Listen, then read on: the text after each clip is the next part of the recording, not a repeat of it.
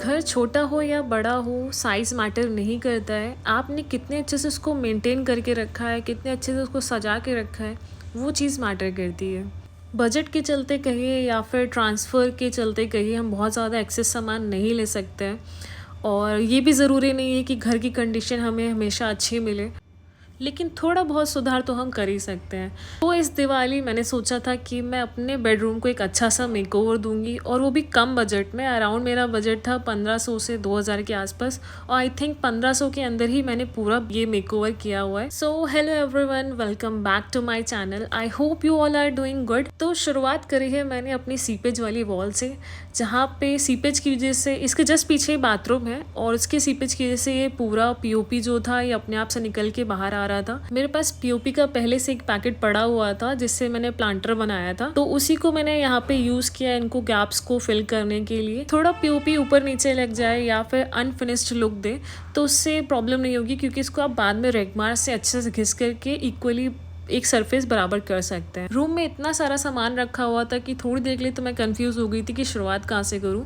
तो मुझे best option यही दिखा कि टेबल सबसे पहले डिक्लटर किया जाए, क्योंकि उसमें बहुत सारा एक्सेस सामान रखा हुआ था, और जो मैंने कार्टून पोस्टर पेस्ट करके रखे हुए थे उसकी वजह से वहाँ से पेंट भी निकल गया था, तो मैंने उसको पीओपी की हेल्प से एक फिनिश्ड लुक दे दिया। देन उसके बाद उसी से अटैच जो विंडो थी उसको मुझे कर्टन चेंज ही करना था। बहुत टाइम से मैं इसको सोच रही थी वॉश करने के लिए, इवन ये बहुत ज्यादा गंदे हो गए थे। अराउंड 4-5 मंथ्स हो गए थे इनको मैंने चेंज या फिर धुला नहीं था। मेरा जो क्वार्टर है वो सबसे अंदर की तरफ पे, बट आई डोंट नो इतनी धूल कहाँ से आती है। पूरे मकड़ी के जाले लगे हुए थे, डस्ट से पूरी विंडो कवर्ड थी। उसको साफ करने के बावजूद भी ऐसा लग रहा था कि वो अच्छे से साफ नहीं हुआ है। मैं आपको पास से दिखाती हूँ, देखिए पूरी अच्छे से पैक्ड है विंडो। इसमें इतनी सारी डस्ट कहाँ से आई पता नहीं, और इवन कर्टन भी पड़े हुए हैं तो भी इतना सारा धूल जम जाता है।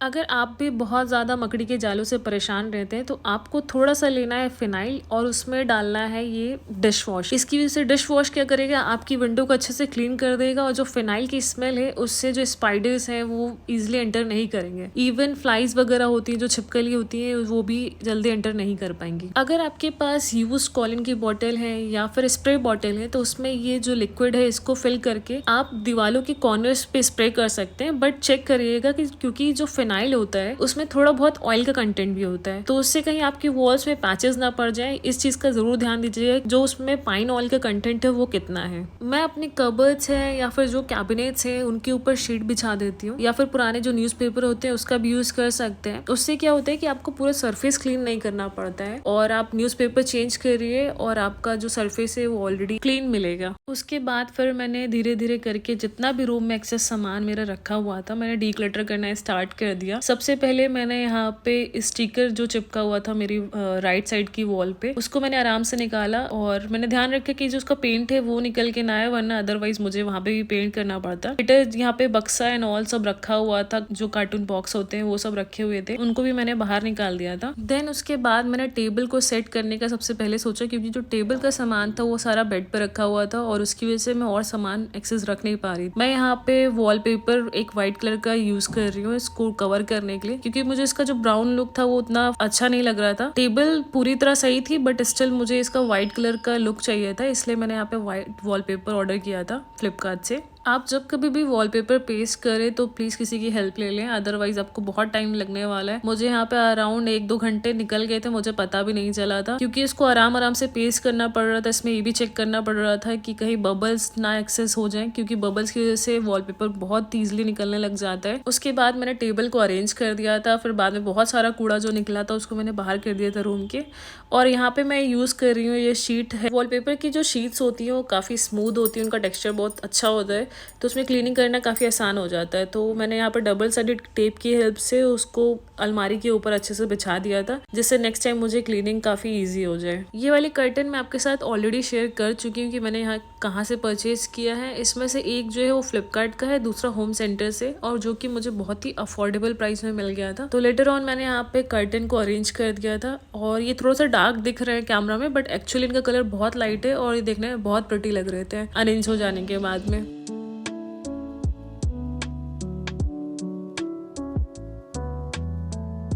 मैंने यहाँ पे एक और वॉलपेपर आपके साथ शेयर किया था जिसे आर्क स्टिकर कहते हैं। और यहाँ पे मैंने इसकी लंबाई चौड़ाई नापने के बाद में कहाँ से मुझे सेंटर से प्लेस करना है वो सब मैंने कर लिया था। बट स्टिल ये मेरे से थोड़ा सा टेढ़ा हो गया था, ऐसे नहीं पता चल रहा था कैमरा के थ्रू, बट सामने से थोड़ा सा टेढ़ा वो दिख रहा था। इसको भी मैंने धीरे धीरे पेस्ट करना स्टार्ट किया था, और विद द हेल्प ऑफ ये मेट्रो का कार्ड है। अगर आपके पास ये नहीं है तो आप एटीएम कार्ड जो पुराने होते हैं उनका भी यूज़ कर सकते हैं, और उससे बहुत ईजिली ये लगता चला जाता है और बिल्कुल फिनिश्ड लुक देता है। रूम क्लीनिंग के टाइम पे ये जो मेरे आर्टिफिशियल प्लांट्स थे बहुत ज़्यादा गंदे हो गए थे, और बहुत टाइम से मैंने इनको वॉश भी नहीं किया था। तो इसके लिए मैंने यहाँ पे लिया है फैब्रिक कंडीशनर। अगर आपके पास ये नहीं है तो आप इसकी जगह विनेगर भी यूज़ कर सकते हैं। घर में जो विनेगर होता है नॉर्मल, उससे ये बहुत अच्छे से क्लीन हो जाता है। नहीं तो आजकल तो ईजिली शैशे मिल जाते हैं ईजी वगैरह के, आप उससे भी क्लीन कर सकते हैं। स्पेशली जो ये आर्टिफिशियल फ्लावर्स होते हैं या फिर जो प्लांट्स होते हैं, ये बहुत जल्दी डैमेज हो जाते हैं डिटर्जेंट और सोप की वजह से, फेड होना स्टार्ट हो जाते हैं। तो ये फैब्रिक कंडीशनर क्या करता है, उनको बहुत ईजिली क्लीन कर देता है, प्लस एक फ्रेश स्मेल भी आती है इसको वॉश करने के बाद में। इसको आप फैब्रिक कंडीशनर से वॉश करिए, उसके बाद नॉर्मल पानी से धुल दीजिए, दैट्स इट, और ये बहुत अच्छी तरह से वॉश हो जाएगा, क्लीन हो जाएगा। मैं आपको दिखा रही हूँ रिजल्ट। स्पेशली जो ये आपके फ्लावर्स होते हैं इनको तो बिल्कुल ही मत वॉश करिए, नॉर्मल इन्हीं से वॉश करिए। और इसके बाद एक जो शाइन होती है ना फ्लावर्स में आपकी, वो मेंटेन रहती है। आप देख सकते हैं कितने बढ़िया से साफ़ हो गए हैं, प्लस एक वो शाइन जो है इनकी वैसी एज इट इज़ है। इतना साफ़ सफाई के बाद मैं बहुत ज़्यादा थक गई थी, तो उसके नेक्स्ट डे मैंने फिर से क्लीनिंग स्टार्ट किया। जो भी मुझे जहाँ चीज़ ऑर्गेनाइज़ करनी थी, जैसे इस तरह के जो छोटे बक्से होते हैं वो आपको स्पेशली डिफेंस वालों के पास ज़रूर मिल जाएंगे। तो मैं यहाँ पे इस बॉक्स को कर्टन और अपनी बेडशीट रखने के लिए यूज़ कर रही हूँ। इसमें मेरे जितने भी कुशन कवर, जो एक्स्ट्रा बेडशीट वगैरह थी, कर्टन्स थी, सारी मैंने अच्छे से अरेंज करके बाद में रख दिया था। टीवी यूनिट के बगल में वाईफाई कनेक्शन के ऊपर बहुत ज़्यादा केबल्स वगैरह विजिबल रहते हैं, वो देखने में भी अच्छे नहीं लगते हैं। तो मैं यहाँ पे एक प्लांटर का यूज़ कर रही हूँ, जिससे सारे केबल्स जो होते हैं बहुत ईजिली हाइड हो जाते हैं। नहीं तो आप इसकी जगह मास्किंग टेप का भी यूज़ कर सकते हैं केबल को अटैच करने के लिए वॉल से।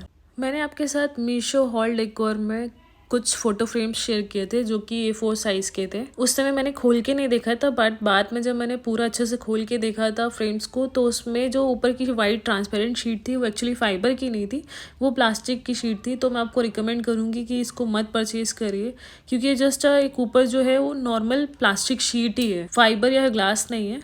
तो इससे बेटर है कि आप दूसरे फ्रेम्स लीजिए जिनकी क्वालिटी थोड़ी अच्छी हो। इन फ़ोटो फ्रेम्स में लगाने के लिए मैंने कुछ पोस्टर्स ऑर्डर किए थे, और इनकी क्वालिटी तो बहुत ही अमेजिंग थी। मुझे अराउंड 150 और 160 के आसपास पड़ गए थे। जो जो भी प्रोडक्ट्स यहाँ पे मैं यूज़ कर रही हूँ, मैं सबका लिंक आपको नीचे डिस्क्रिप्शंस में ऐड कर दूँगी। ये पूरा 12 का सेट आया था साथ में, और इसमें से मुझे कुछ जो बहुत ज़्यादा अच्छे लगे थे तो उनको मैंने यहाँ पे फ्रेम में लगा दिया था।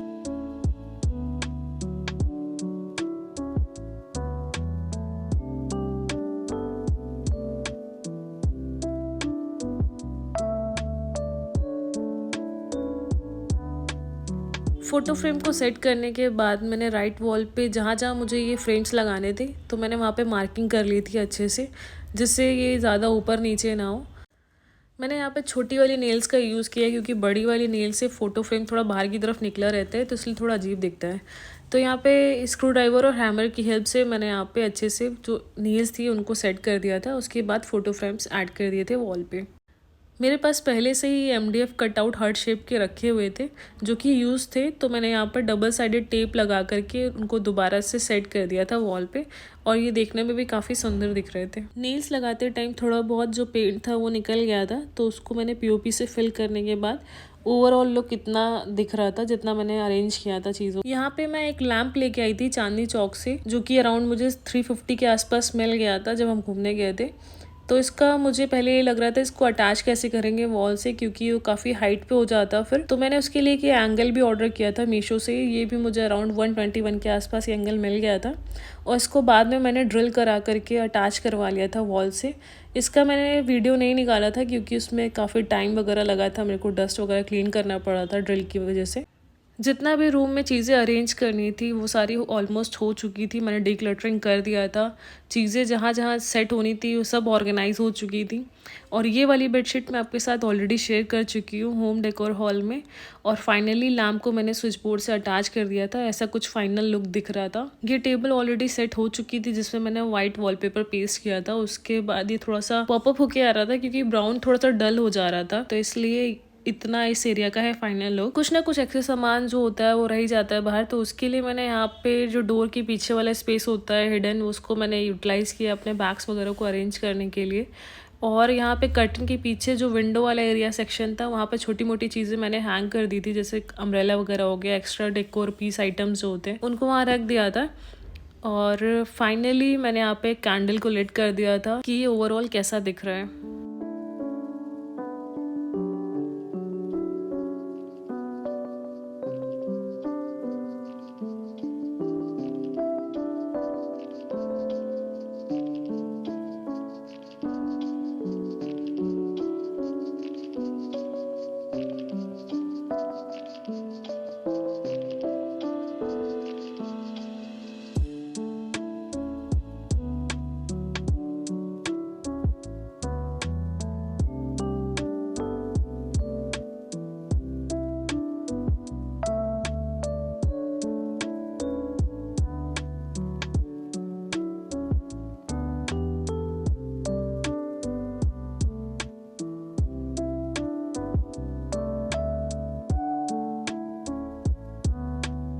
So yeah guys, that is for today. I hope you really liked and enjoyed this video. और ये मेकओवर आपको बहुत पसंद आया हो। If you really enjoyed this video so please do like subscribe to my channel and please अपने comments ज़रूर share करिए कि आपको ये मेकओवर कैसा लगा है। और इस तरह के मेकओवर्स मैं आपके साथ और शेयर करूँगी। Till then bye, take care and thank you for watching.